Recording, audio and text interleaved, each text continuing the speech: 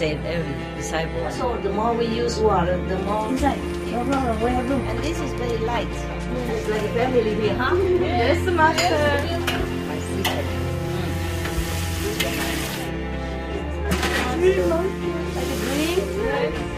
Okay, don't wake up. We have guests, in the house, so we cook for everyone. Food ready, yum yum. Delicious. Yeah. He ate already lunch and he ate his lunch already. He just likes to feel the love. Okay, just a snack, alright? Come away.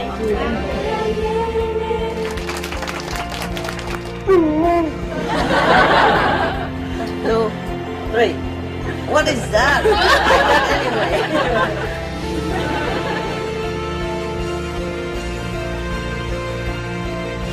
I love you. Love you.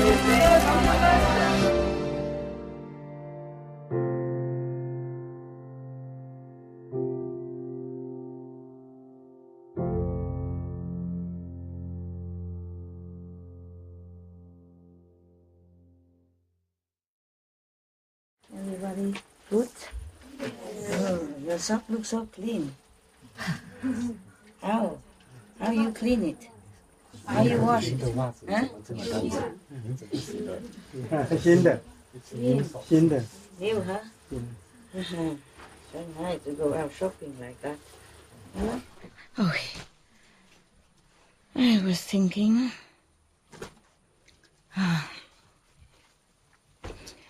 You. How many people left today? Huh? How many people left? Don't know? Shelby? No one left? How come it looks so empty over there? It's not? Okay. Something wrong with me? Yeah. It's funny. Just one second, okay? Before I put it on. Oh, it's all about dogs, huh? Don't forget it. Nothing. I was thinking some sutra, but it's not. Excuse me. Okay. There's one guy here, he's left. Oh, he's there. That's good. Every day I'm checking who is not there. This is for you. I don't have something for you today. Only 2 guys, and you didn't have. Just some symbol of love, okay? Not the same, of course. Vietnamese? Taiwan. Taiwan. Korea? Japan? Okay, very good. Any problem today? No. Always say no. No problem is the best problem. How are you? Everybody good? Feeling happy? Yes. 我有看到你水龙头都弄好了啊，大家有用吗？有。Everybody use it? Yes. Is it more convenient? Yes. Wow, wonderful. You need your mama. It's very simple. Why nobody think about that? Why everybody? Just one person think all the time.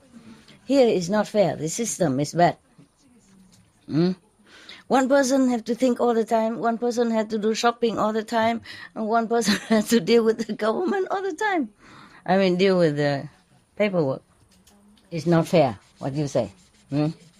Is it fair? No. What shall we do about it? We make them work. They're sitting doing nothing all day. You cook twice a day, right? Still? How come I have only once a day food?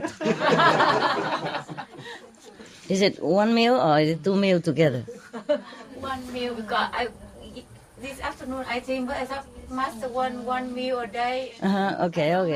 One meal, but I pick which one I like. Never mind, it's good.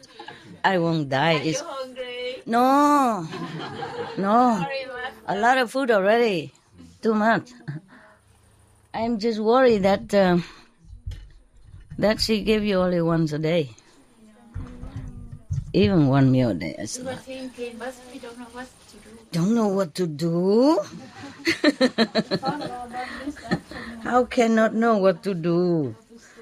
Huh? You're a mother of two. Yeah, you should take care of me like your baby. Then you know. It's okay. It's a lot of food. A lot of food already. I was just thinking maybe afternoon better food. And I don't have anything. I just have the breakfast food. Yeah. Tomorrow? Two meal a day, yeah? 2 meals a day? Not sure. No, I'm thinking. Maybe too noisy. Because normally you cook one time, you bring there. Then I don't have to always expect people coming going into my place. Yes. So it's good enough. It's good enough. If I die, you know. It's easy to know when somebody die, right? No. Normally you sit there doing nothing. When a person dies, just lay there doing nothing. It's similar.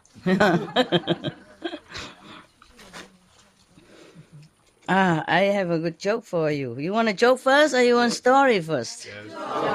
Joke first. What kind of practitioner? Only one joke.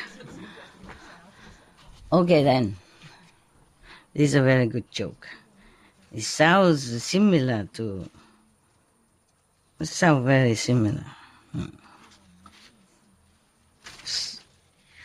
Some very similar to our situation at home, or if I can find it.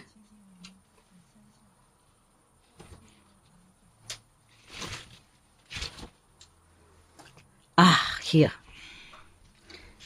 About gardening. About garden. All about garden. God and Saint Francis were having a conversation on the subject of lawn, grass. Garden. And God, point, Frank. God, point, mean God is speaking, okay? God and 2 point. Frank mean Saint Francis. We call him Saint Francis, but God doesn't call anybody Saint Francis. Yeah? So God and Saint Francis. You know Saint Francis? Italy, San Francisco of Assisi, he was a vegetarian or maybe vegan even. At that time they don't use the word vegan, but probably was how you say, vegetarian. At that time they probably drink some milk or eat some cheese. Yeah, okay. In any case, he's a animals protector, and lover. And he also he likes trees and stuff. Protect them, protect nature. So I guess in this conversation, St. Francis already gone up, yeah? So God was talking to him. God say, Frank, yeah, just like I said, John, Josh. You know all about gardens and nature. What in the world is going on down there in the Midwest or wherever? Yeah, in the world, yes. We don't say Midwest, so people might think we just pick on them, So I say, what in the world is going on down there in the world? What happened to the dandelions, the violets, thistles and stuff, etc.? I started eons ago. I had a perfect, no-maintenance garden plan. Those plants grow in any type of soil, withstand drought, and multiply with abandon. The nectar from the long-lasting blossoms attracts butterflies, honeybees, and flocks of songbirds. I expected to see a vast garden of colors by now, but all I see are these green rectangles. So San Francis... ... point, yeah, 2 point. Oh dear God, it's the tribes that settle there, my Lord. The suburbanites. They started calling your flowers weeds and went to great lengths to kill them and replace them with grass. Yeah. I'll tell you my story later, if you remind me, okay? Yeah. So God, 2 point, grass? But it's so boring. God said, yeah. It's not so colorful, right? Not, yeah. It doesn't attract butterflies, birds, and bees, only grubs and worms. It's temperamental with temperatures. Do these suburbanites really want all that grass growing there? So San Francisco, oink, oink. Apparently so, my lord. They go to great pains to grow it and keep it green. They begin each spring by fertilizing grass and poisoning any other plant that crops up in the lawn. That's correct, right? Yeah. That's what most people do. Yes. Yeah. God, boink, boink. The spring rains and warm weather probably make grass grow really fast. So that must make the suburbanites happy, huh? God asked. So San Francisco, boink, boink. Apparently not, Lord. As soon as it grows a little, they cut it. Sometimes even twice a week. That is all true. Yeah, I always wonder what the humans are doing all the time. So God, point, point, yeah, 2 point. They cut it. Do they then bale it like hay? Tie it together, or roll it, like the hay after harvest. San Francisco, point, point. Not exactly, Lord. Most of them rake it up and put it in bags. God, point, point. They bag it? Why? Why do they bag them? Is it a cash crop? Do they sell it? Poor God. This is all very strange to him. San Francisco, point, point.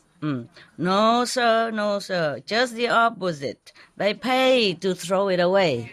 Yeah. More money, more work. Yeah. So God, point, point. Now let me get this straight. God is lost. God could not understand humans. So he said, now let me get this straight. They fertilize grass so it will grow, correct? Yeah. And then when it does grow, they cut it off, correct? And even pay to throw it away? San Francisco, oink, oink. Yes, sir. God, oink, oink. These suburbanites must be relieved in summer when we cut back on the rain and turn up the heat. That surely slows the growth and saves them a lot of work, no? So God is very, very compromising. Whatever, they're happy, okay, you see? He just didn't understand, but it's okay. Then in that case, in summer, they must be very happy. They don't have to cut and, don't have to pay to take it away, etc. San Francisco answer, boink, boink. You aren't going to believe this, my lord. When the grass stops growing so fast, they drag out hoses and pay more money for the water. so they can water it, so they can continue to mow it and pay to get rid of it as usual. God, boing, boing. What nonsense. At least they kept some of the trees. That was a sheer stroke of genius, if I do say it to myself, meaning he created trees and it was very good and he's proud of himself. The trees grow leaves in the spring to provide beauty and shade in the summer. In the autumn, they fall to the ground and form a natural blanket to keep moisture in the soil and protect the trees and bushes. Plus, as they rot, the leaves form compost to enhance the soil. It's a natural circle of life. San Francisco, boing, boing. You better sit down, dear Lord.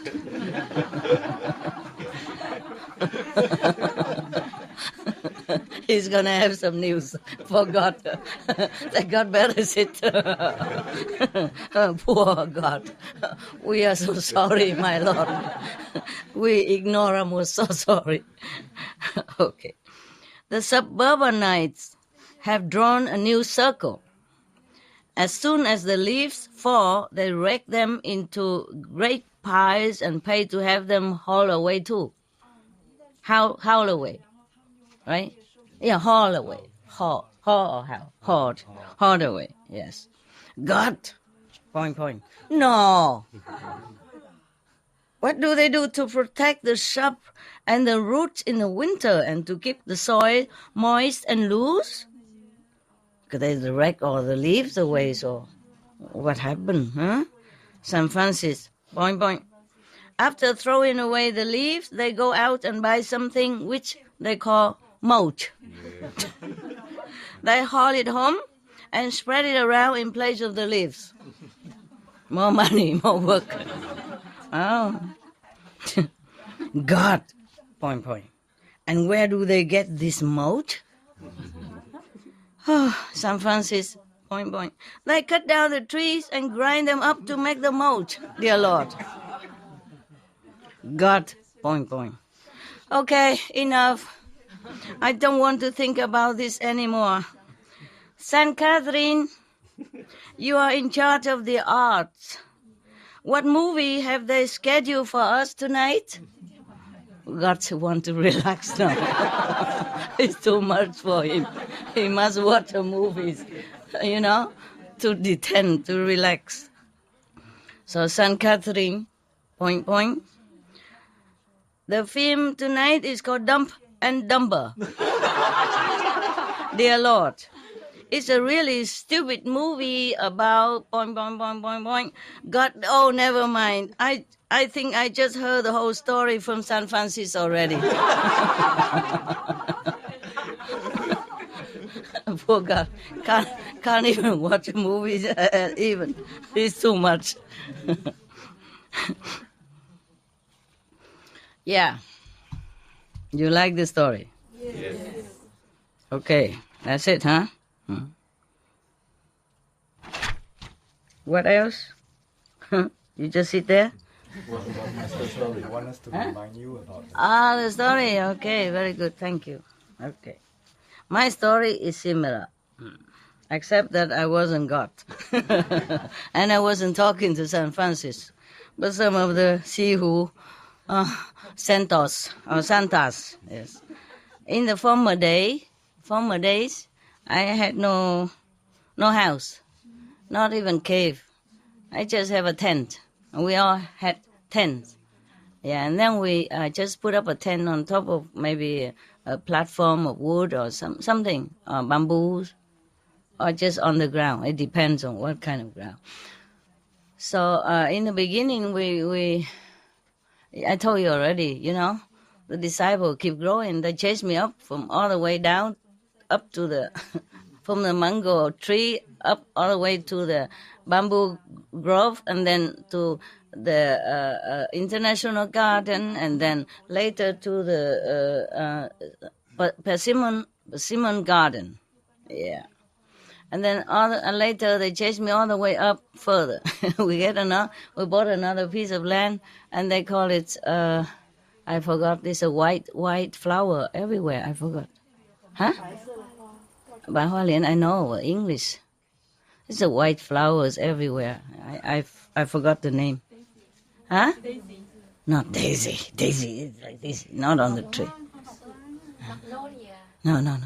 No. Never mind. I painted a picture with some trees of that type. Yeah. Okay. They use it nowadays to do some of the biofuel. No? They use the fruit of that tree. Never mind. Okay. Now, white flower garden. We just say that. Okay. They chased me all the way up there. And in the beginning, I was a little lower on the garden. It's a garden, but it's also sloppy. Like most of the place in Sihu. In the beginning, we had only a few chickens over there because the chicken from the ex-owner, farmer, Later we bought it. Yeah, it is private ground, a very small area up Now that they make a treasure pavilion and all that. Yeah, and my cave behind that. Okay. Beginning I was a lower flat, and then they changed me up again to a little bit higher. And then I put up the tent where it's a little bit slanted down like that. Almost near the where the cave is. If from outside looking in, then it's on the left side of the cave at that time. At that time, it's also slanted down like this. And then many weeds are growing beautifully together with trees. It's just a perfect picture. I love it so much. Yeah. When I sit in the tent, I look out all these natural weeds, and they grow not too big. You know, they don't obstruct my view. The trees grows big, yes, but the weeds and all that just slow, very low. Yeah, and some flowers, some not. But it's just the way it is. It's so perfect. I loved it so much. But I made a mistake. When I talked to the resident, I said, "Oh, I love my place, you know, all these weeds growing in front of my tent. It's beautiful. Whenever I came back from lecture or something, I sit there, I feel so nice, so relaxed, right in front of my tent. The things grow naturally, beautiful." Okay? They took note of that. The next lecture tour, I went. Some weeks, some months or something later, I came back. No more weeds, nothing. They make it all flat. They dig the ground. They plant grass. Planted grass. Oh, I was beside myself with, you know what, right? With a tiger face. Oh, I cannot bear it. But what to do? It's too late. They destroy it already. You know, they dig the ground, make it flat here, flat there, and it's here like that. Originally, it was just sloping gently, you know. And all the weeds, even it doesn't flower, but the way it's arranged is so beautiful. I can't describe it to you. It's just beautiful. Naturally and beautiful. It's not overgrown, it's not wild. It's just so poetic. So poetic, so beautiful, together with the trees, you know, big trees, small weeds, small grass, little shrubs here and there. Oh, I couldn't wish for a better garden, right in front of my tent. And I told them that when I came back, they destroyed everything.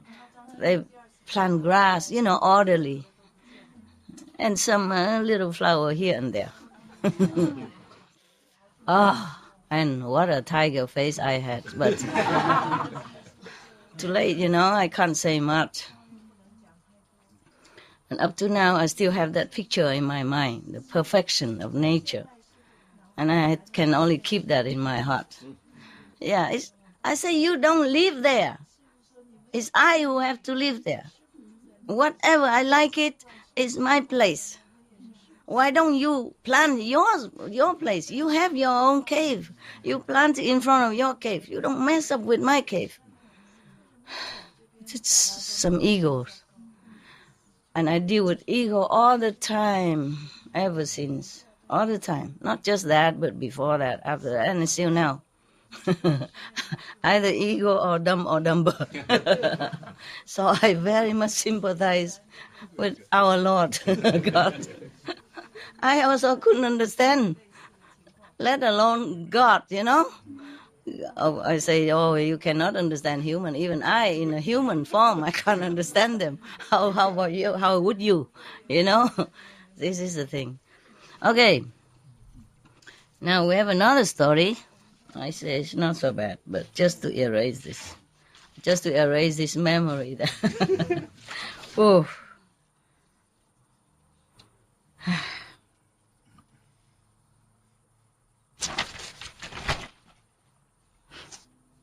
Oh, where was the story? Oh. This is a little bit mundane, so I choose some good one, okay?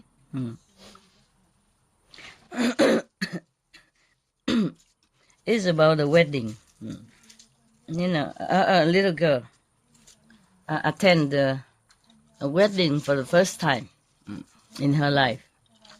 A little girl. And then she was asking her mother, Mom, this side. Mom, Because they're taking my photo on this side, so I put on this side. Whenever I turn, you don't take photo. I have some trouble with throat. The little girl whispered to the mom, a mother, and said, "Mom, how come the bride dressed in white?" So mother say, "Yeah, because white is a color of happiness, and today is the happiest day of her life." You bet. That's the only happiest day of her life. I think. I think. After that is another story. We don't want to tell here. It's too long. Everybody knows already anyway, so it's boring to repeat. Okay. Right. So because today is the happiest day of her life, and white is the color of happiness. So the child thought about this for a while, for a moment, and then asked again, "So why is the groom wearing black?" I think the groom knew in advance.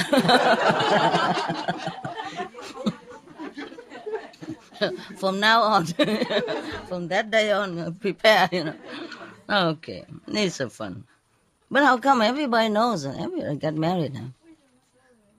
Why? Are your marriage happy? Mine was happy. Yeah, I don't mind marrying again. Yeah, because mine was very happy. Yours? Yours? No, sorry. No. Some? Yes, not married? Okay. No, I don't mind to marry again with that husband, not with anybody else.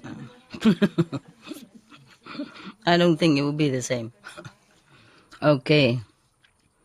The children, and this is another story, okay, about children and God.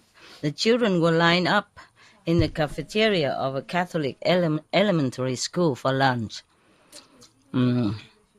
At one end of the table, there was a large pile of apples, and the nun had posted a note on the apple tray saying, "Take one only." Sounds familiar, yeah. "Take one only, God is watching." That's a note that she wrote. And then the children moving further along the lunch line, at the other end of the table was a large pile of chocolate chips cookies. So a little child had written a note or put on there and say, "Take all you want, God is watching the apples only."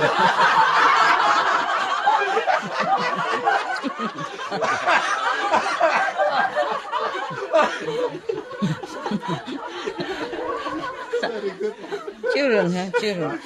Children, cute, yeah.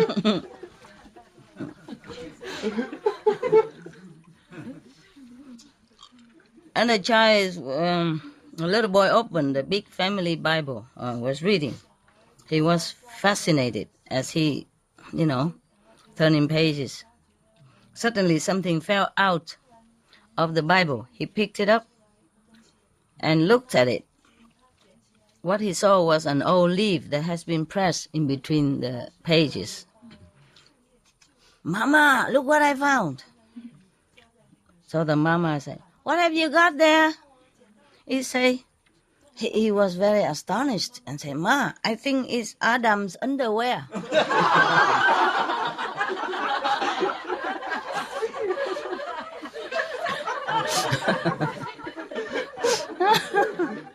Yeah.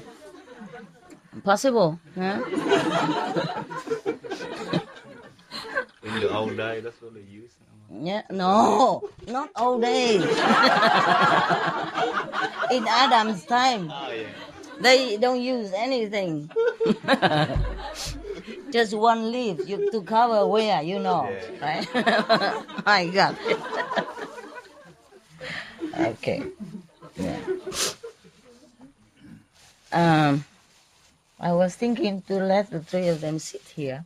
Because when I sit there, they don't see me at all. They hardly see me because they've been out all day. Come here, the three of you. The three pillars. Three pillars of the Zen. We can see you actually, yeah? You can? Yeah. Really? Yeah. Mm. You can sit on the bed. 3 of you, if you want. It's okay? Really? Oh, I forgot the candy. Candy back on this side. Okay, there's another story. Saying grace before meals. You know what that means? It's like before you eat, you say, thank you, God, Buddha, Master, whatever, huh? So this is Sunday school.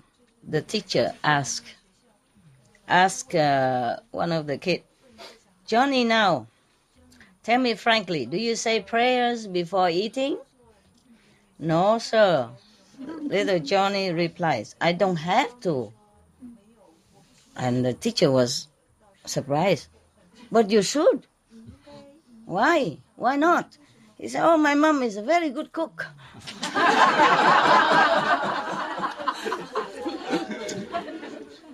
We don't have to pray so the meal tastes good.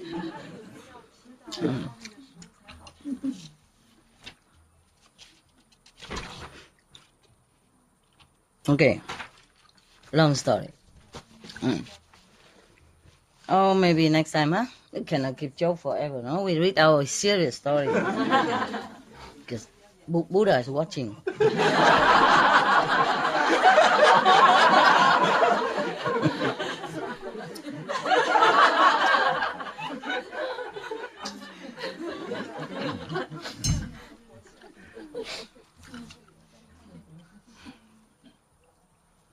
Okay. This is a story, not so scary anymore, okay? It's a good story.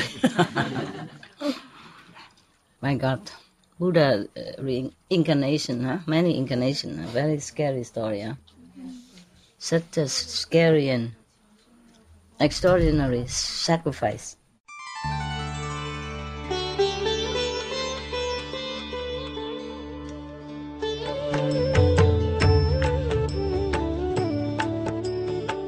According to Buddhism and the believer and the tradition, when you read sutra and all that, you have to put on incense, flower, and bow to the sutra first and thank all the Buddhas and Bodhisattvas in 10 directions, all respectfully, before you read it, okay? And then you cover the sutra also with silk, beautiful cloth, and I just make it more popular. Yeah, more easy, simple. And I apologize to all the Buddha. I say if I done something wrong, according to the tradition, my heart is full of respect. It's just that I cannot always do that. So please, all the sin, whatever I've done wrong, is all on me. At least other people, they hear the names of the Buddha, according to the sutta, they will get benefit. Yes. Okay, this is a story about a monk called Celestial Jewelry. Yeah. First, I have heard one time the Buddha was in Save country in the garden of a charitable nobleman and the Prince Gida. In this city, there was a noble family, a nobleman. His wife had just given birth to a boy, which is very, very good looking.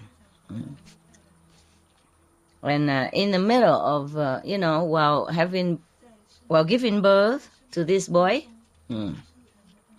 suddenly from the sky, a lot of jewels raining down, like gold, silver,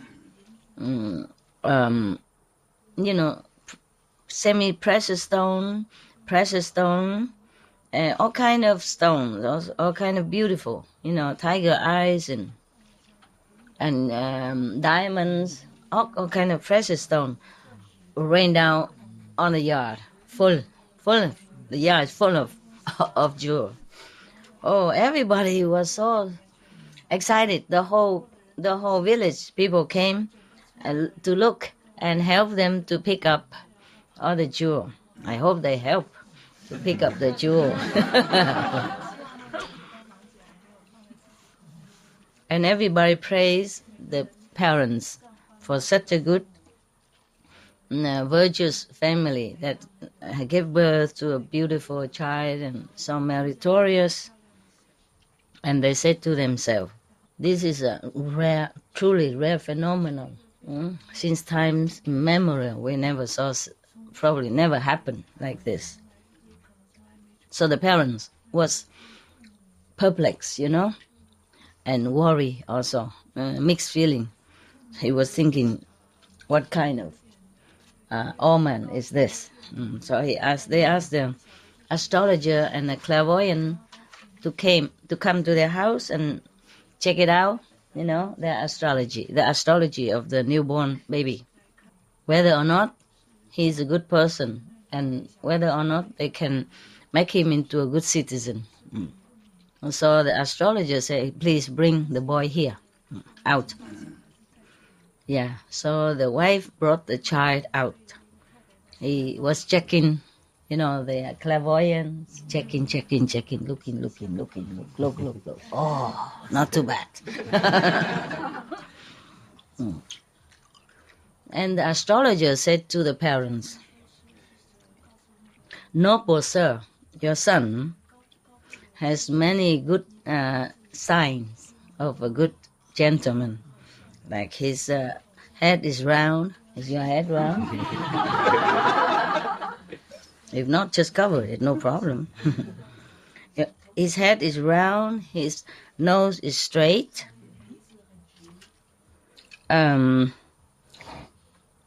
His ears is full. His forehead is square. Yeah. Mine too, huh? And then his foot, his feet and his hands are all full, kind of very full, thick and full. How can they tell it's just a baby, man? All baby has these chubby hands and chubby feet, right? Yeah. Never mind. Okay, but he said this boy is going to be a benefactor to the country, to society, if he stay at home. If he become a monk, he will attain liberated level of consciousness. Yeah. So both of you have peace. Take good care of him. It will be okay. Yeah. Parents heard that. Oh, happy. Who wouldn't be, huh? So they asked him to choose a name for the boy. The clairvoyant astrologer said, because when he was born, there's so much jewel raining down from the sky. So we call him celestial jewels, yeah? Jewels. Okay, so the nobleman and family thank him a lot and give him a lot of reward. Okay. Just as the astrologer told them, the celestial jewel boy, when he's growing up, he was very intelligent, very talented. But nevertheless, he was very much interested in practicing kind of documents and doctrines, yes, like Dharma, meditation, Buddha teaching, etc. He preferred to do research into this kind of philosophical area. One day, he went to another city to visit one of the family clan member. And this person took him to pay obeisance to the Buddha. When he came, he saw everybody circumambulate the Buddha 3 times, and he also did the same. And then he sat down on one side. And then he looked at the Buddha. He saw him. He's so majestic, so dignified. Looked like no one on earth or heaven could compare to him in such a appearance, as a beautiful appearance. And then in his heart, suddenly he became very fond of the Buddha. very admiring. And then he just want to forget of the whole world and everything else, follow the Buddha's footsteps and become a Buddha. At that time, the Buddha was went up to the days, the high days, so that other people can see him, of course, normally. And then he talked about the 12 affinity, yeah, and then about the transmigration, suffering, and all that. Yes. After he finished preaching, everybody prostrated to him and left. And the celestial jewel boy, after listening to the Buddha, he was so happy. His heart so open, so pleased. And then he already decided right there to follow the Buddha footstep, to be a monk with him. So as soon as he came home, he kneeled in front of his parents and said to them, "Obeisance to both my beloved parents." To be able to attain a human birth is really, truly, very, very rare. But to see a living Buddha physically in this world is even much, much more rare. Yesterday, I had a chance to see the Buddha. And then I have heard him talking, preaching Dharma, the truth, the precious truth Dharma. So I observed that only Buddhism, at that time, the Buddha's teaching is the best that can liberate you. No other preaching, no other teaching at this time could do thus. So please allow me to leave home. The parents saw that the boy has such a tendency for spiritual practice, was very pleased. They were very pleased. So he said yes. They say yes. If you would like to become a monk, renunciate, we are very pleased. So after getting the permission from the parents, he prostrated to them, and then he left and go find the Buddha.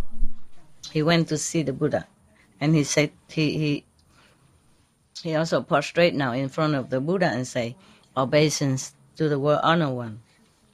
Since times immemorial, we are transmigrating in the sea of suffering, of birth and death and old age and a lot of pain and sorrow. No one has helped us. No one could have helped us. Now, the Buddha is like a ship, a boat, that come on time and rescue all of us. Today, I came here with all my utmost sincerity. Please accept me as your renunciate disciple, so that I can find the liberation in this lifetime. Please have mercy and accept me." Then the Buddha, of course, say, "Welcome, Bhikkhu." Welcome, monk. Yeah. So now must be 1,258 or something. Not 50 anymore, huh? No. Maybe 60 something. We lost count now. They just count one by one like that. Make trouble for us to keep count. If they came all together, who is it for me? After the Buddha said that, his hair suddenly all fell off. Told you already. Mind you, be careful. If you see the Buddha and if you don't want to be monk, don't go too near. Understand? Don't say anything. Because if you say you want to become disciples, he think you you want to be monks, and then your hair just naturally fall off like that. Then it won't grow back again. That is the thing. If the Buddha say that, You know, if you shave it with a knife, then it may grow back. But if the Buddha say, "Welcome, Bichu," and your hair won't grow back. So be careful. If you see any Buddha, tell him first. Yeah, nowadays many live in Buddha, you know. Yeah. For example, many Tibetan monks, they say, yeah, live in Buddha, live in Tuku. For example, huh? So if you go near any Tibetan Tuku, you would say, please, I like my hair. I want to keep it. Just in case, you know. If you want to be a disciple from some of these Tibetan living Buddha reverend, yeah, you have to tell him first, I like to study with you. Please, sir, but I like to keep my hair. And my clothes I keep also. Because here, yeah, suddenly all his hair fell off to the ground, and then the clothes that he wore changed into chasa, mean the monk's robe. Yeah. And from then on, he followed the Buddha everywhere. And because he originally very intelligent, yeah. So it's not very long. He attained Arhat. Oh, you are so good. How do you know? Magical power, huh? Normally I should give you one of this kind of lecture. A lecture once a month is enough for you to have time to digest and to practice it, you know? But because of many other outside, so I read it all, okay? I read a lot every day.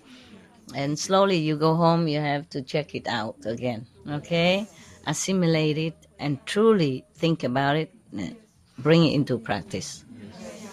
Okay, now we make it fun and happy and joyful. But at home you should seriously consider each lesson, you know, as if the only one before you die. So you have to study it well, yeah? Really, really try to understand it and practice it, okay? Learning from the ancient practitioners and ancient Buddhas, their teaching is still so much valuable. Anytime, these teachings are timeless. Yes, the same with the teaching of Mahavira. Yes, you know, he teach people vegetarian, and same with Jesus. Yeah. Many mention about vegetarian. They edit it all in a later time, maybe, but the Mahavira teaching not. Yeah, in Hindu they don't cut it off. They don't edit it. But even then, Jesus' teaching has helped, you know, countless of beings since the time he appeared until now. After he went back to heaven, his teaching is still valuable, still helping a lot. Yeah. And the same with the great prophet Muhammad, peace be upon him. It's just that it's not everybody study it well and practice it. That's all. And misunderstood or using his teaching for their own personal benefit. That's a different story. Understand? Okay, now. Yeah. So from now, after that, this celestial jewel never had to go back, transmigrating in this three world again. Liberated, yeah. One day when it's a little bit all relaxing and not too much work, Anand, would like to know this background of the celestial jewel. So I came in front of the Buddha and prostrate to him and say, obeisance to the world honored one. Please tell us what kind of good deed, that celestial celestial jewel Bichu saw in the former life that now, when he first born, he's already have a lot of jewel raining down from the sky for him. And then whatever he liked to eat, it will appear in front of him. He didn't even need to go shopping. How convenient. How convenient.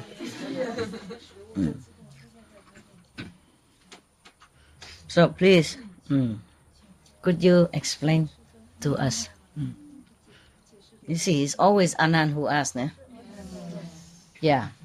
And nobody else asks anything. Rarely. In other sutra, yes, like maybe Manjushri or Sariputta, but rarely. Most of the time, just Anand who asks. Yeah. So I was wondering. But these are simple questions anyway. They're not very highly spiritual, so okay, he can do it. Because I was wondering if he know how to ask so good questions, and why was not he enlightened before the Buddha Nirvana? Understand? But I guess now this is a kind of similar, very simple story and simple question. It's easy to ask. So the Buddha told Anand, in the former period of life, of time, long time ago, there was a Buddha came to this world, Tibati, similar Buddha, yeah? Wow, that Buddha is famous. He came to rescue many souls. You cannot count how many. One day, many monks, the whole sangha came out into the village and city for alms, to beg for alms. A lot of people, they are vying with each other, or vying, with each other, huh? I mean, they're trying to get first to offer, compete with each other, to make offering to the monks. At that time, there was a very poor person. He saw them doing that. He was very, very happy, glad that they do this, supporting mentally, with his pure heart, and generous spirit, even though he was very poor.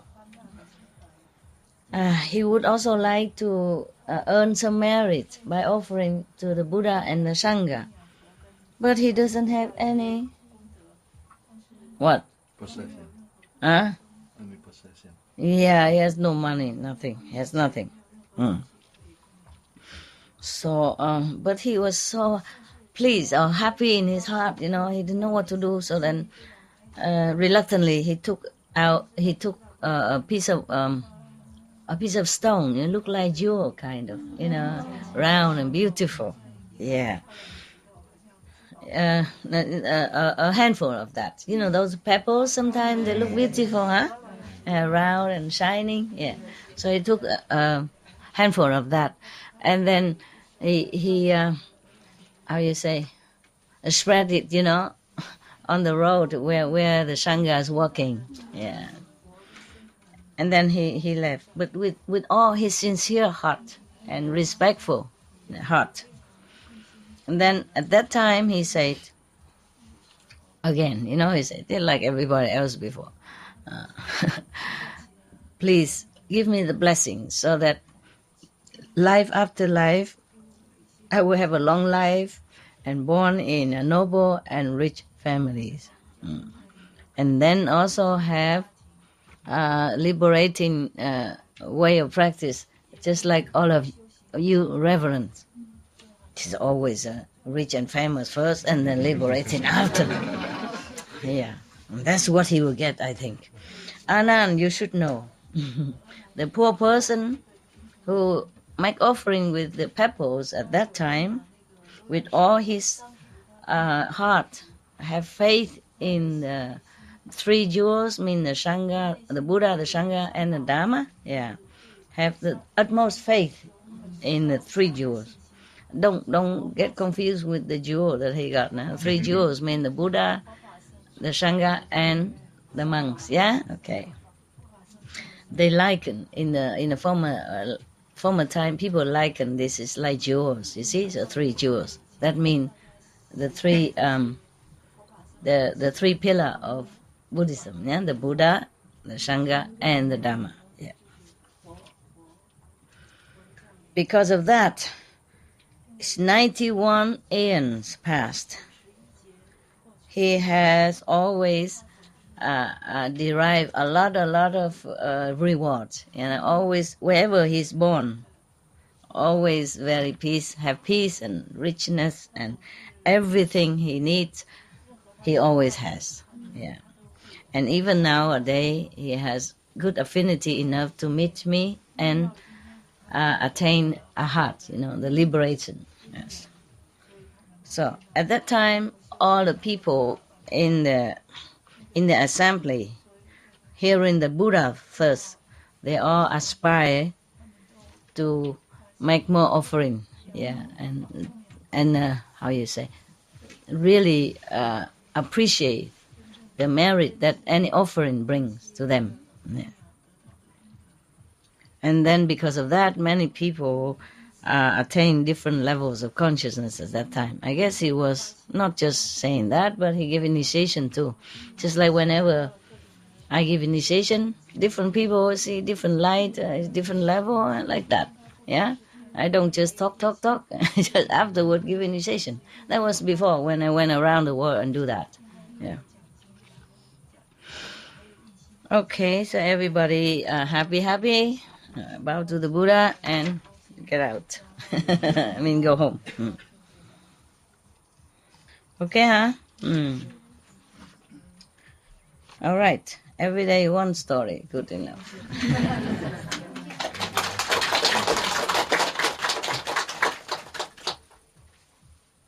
Sure. More or less 1 hour, huh? So bad. Okay. Any good question? Yeah, but the story about the grass is familiar to me. Just if you live in a community or something, your grass has to be trimmed all the time. Even one time, I bought a trailer. A trailer. We had 3-4 rooms in it. We made many teleconference in that trailer. So squeezy because room is very small, very small. And the living room in the front is too exposed, So when I talk, people might hear, they see too big light inside, so we have to squeeze in the back room. And the back room is normally used for dogs. Some of the dogs. Well, they are everywhere anyway, but when I had to make conference, they all have to squeeze in the front. Well, there's another room, side room in front of the kitchen and the living room. And they all have to go in there, in front of the kitchen, in that side room and in the living room. And then we, 3 of us, squeezing in that small room, the back is of the room, of the house.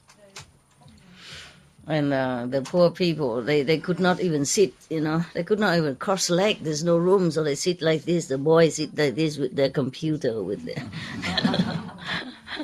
It's very cute. Yeah. I also sit in the corner, I have the better place, I have to be seen. A good excuse, yeah. And even then, we have just a kind of a square patch of grass in the front, and some little flower bushes here and there. But even then, we're supposed to trim it. Yeah. If you don't, then the manager might kick you out. Meaning you can take your caravan, go somewhere else. Because the land belongs to them. Every year we have to pay, the landlord money. The caravan belongs to me, but the land not.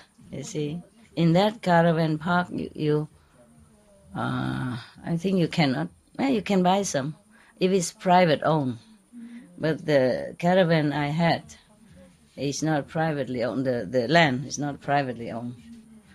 Even then, private or not, if you're in their big community of that park, trailer park, then you have to trim your grass. I saw my neighbor. I wasn't all that strict, but my neighbor, truly, I'm not making it up. He used scissors. He cut every day, just one little one little blade shoot up. He immediately go cut. Oh, well, his house is better than my house. It was like a wooden kind of ready-made house. Yeah, white and clean. My house is so old. I bought it from an old lady because that's the only one that I knew at that time for sale. Only 13,000. It's not much. And immediately move in, Yeah. So we were happy. I was happy to have a place. Otherwise, how do we do all these conferences? The time is kind of pressing, pressing. I was so happy to get it. I don't live there anymore. It's all sold now. Yeah. It's a colder country, It was in Belgium. Yeah. But in winter it's beautiful. It's near the beach, though. Near. You can walk about 1 kilometer from the beach. I go with my bicycle. I went with my bicycle at that time. Even then, just a patch of grass, not even 1 square meter, just like that, a rectangle, just like that. And then he trimmed it. Oh, and then he saw my dog Harley. After he pee, he scratched grass trying to cover up. I said, "What is he doing? Look at what he's doing!" Like, wow. I said, "I'm sorry," like a big crime, So I'm sorry, my dog. I adopted him. I can't teach him very well. I adopted him when he's too old already. It's very difficult to teach him. Please forgive us. I will cover it back. And tomorrow he dig it up again. And he said, "What he's doing again?" Every day until the neighbors fed up. So he looked the other side, and the dog also looked the other side. Don't care no more. Every time I see the neighbor come out, I humbly try to cover it, and I guess he feels satisfied that I really am scared, that I'm scared of him, and I do this humbly, So he feel not too bad, but if you argue with him, then it would be worse, He might report to the manager or something, yeah. So he feel good that I confess my sin and that I beg for my dog's mercy, and then he's happy. They were good neighbors. And then I cook curry and all that and bring over to make offering. So, and when I bake some cakes or something, I buy some vegan chocolate and make offering, to the Buddha next door. Then we had very peaceful neighborhood. Not just him, but around the neighbors, eating my cakes, and they're all very peaceful. Lovely, yeah. It's just that over there I cannot have all of you like this. Surely not. Yeah? Yes. But at least life was peaceful. Yeah. Peaceful. Talking about grass. Yeah. We humans do many nonsensical things, huh? Yes. Work a lot for nothing. Yeah. But you have to. It's a law. Yeah, because if you don't cut your grass, and may somebody report and put you in jail even. Yes, it happened. There was I look on TV long time ago. There was one lady. She's too old. She didn't cut the grass in front of her house or around her house, and the neighbor kept warning her, and then she couldn't do it. She's alone and old, So they reported to the police, and the police really came and put her in jail. Imagine that. Really? And then when he came, but all the kids in the neighborhood, feeling sorry for the lady. So they came there and mowed the lawn for her. So when she came back, it's a happy house, So that after that, the police saw that the grass is mown and clean, tidy, so they let her come home. And she came home to a well-manicured grass. Yeah. My God, imagine. God, do you understand? It's a serious thing. Yeah, it's serious. Whew. Lucky we don't live there, huh? Because my grass are not all that trim, you know. I mean, we trim now and then when the resident feel like to do it. Oh, I send them, but sometimes they do, sometimes they don't. Sometimes they cut a patch here, a patch there. It look even worse. but you know, at least they don't put me in jail. Ah, yeah, what a word, huh? For a piece of grassy garden, you go to jail. It's true, the story, true story. In Germany, it's so much. Germany also? Even if it's our old garden or old home, Yeah. no? If we don't trim the grass and don't trim the trees, and the neighbor get angry. Yeah, yeah, They look all the time. yeah. This is so. I know. Yeah. Some places like that. When I was in Germany, the grass always mown, so it's okay. Yeah. It's okay. Just that a lot of work, huh? Mm. It's nice to have grass, but this is too serious, no? Yeah. Because in such a community, you cannot just have your garden with wheat growing, with different kind of flowers, all that. When I was in San Jose, I own a mountain, a little mountain. And we never had to mow the grass, you know, and all kind of beautiful flowers, wildflower, you know, wheat, even orchid, land orchid. Oh, beautiful. And okay, I don't know what name, different colors, beautiful. And I always walk around and look, and my heart feels so good, so good. But the neighbors make so much trouble, don't let us pass through and all that. So later I had to sell it again. I still remember that place. I love it. That's almost the only mountain that still has tree. Many other mountains are all, you know, nude. They cut it or it's dead. I don't know why. Yeah, my mountain has a big tree. You know, eucalyptus or all different kind of tree. When I was there, we just use a dry wood to barbecue, you know, to cook every day with that. And we have some caravan and we just live happily. But at that time I was very busy. I always had to go here and there to do lecture. So my time there is always short, and always too short. Always too short. I love that place. I love that time. Just a handful of residents, you know, monks and nuns, and we cook homemade stuff, and beautiful. And every day we sit around the fire and we eat our food and we talk and we laugh, and it was really beautiful. It's like heaven to me. Yeah, very difficult to find such a place again. That mountain is truly untouched. So all the wheat, they grow so beautifully, as if some best garden in the world has done it. I guess nobody can do as good. They just grow so naturally, so beautiful, and not messy and not overgrown. They're just beautiful. Yeah. I don't have good luck. I really never wanted to leave that place, but I was an American. I don't have visa to stay long, number one. Number two, I had to go lecture everywhere. Every time I left that place, I feel like I left a piece of my heart there. Because it was so beautiful and quiet. Yes. And the neighbor wanted to, if one piece, we have to buy their land and their house down there. But I didn't have that much money at that time. I had to use it to buy another piece of land for the disciples in San Jose also, but the other one, you know.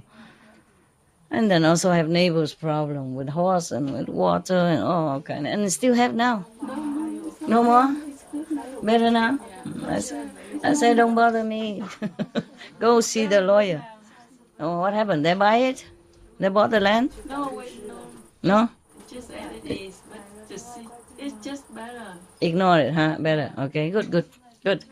I cannot keep buying land and then solving problem for you year after year, time after time. Oh, I'm really tired. I'm getting old now. Look at all my wrinkles. See? I don't see much because of the good light. Okay, now you know everything. Somebody leaving tomorrow? I see the cakes. Huh? No? Okay. Then the cake you can eat. Look. If you're hungry. Should we serve you something? Some sweet? Chè đó xong. Có chè hả? Dạ con nấu 10 phút, 15 phút rồi xong. No, I don't like sweet. Do you don't like sweet? No? Bread hay là mì với chả lụa? Oh no, it take too long to cook. Oh, that's wrong. 10 minutes. No, it's okay. I can eat anything. I was just joking. Mà chưa nó vui. No. Dạ vui mấy người xong. Con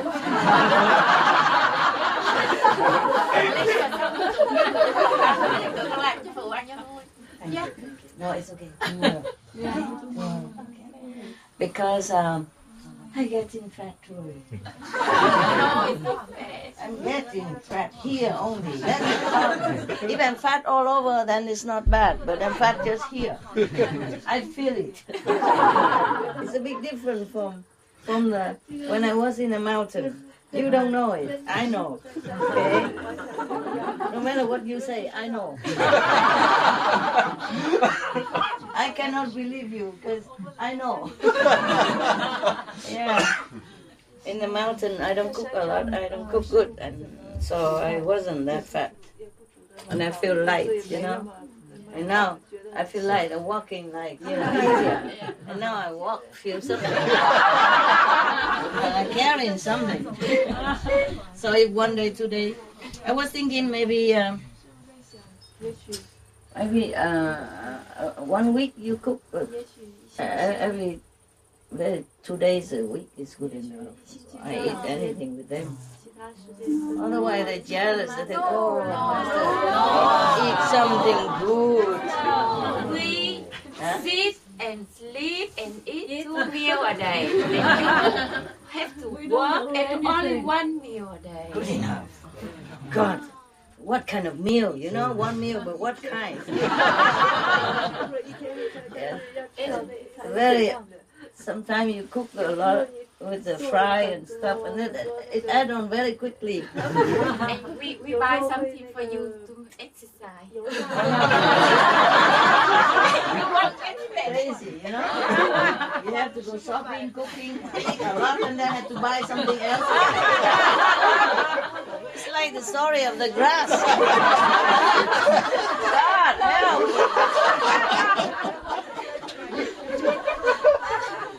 good for your kidney. How about not cooking the fried stuff anymore? No, also tastes good. Tastes good, that's a problem. Just smaller portion. I don't know. What did you eat today for dinner? Was it good? Yes. Same like yesterday? Because the morning is same like yesterday. Huh? Similar like yesterday.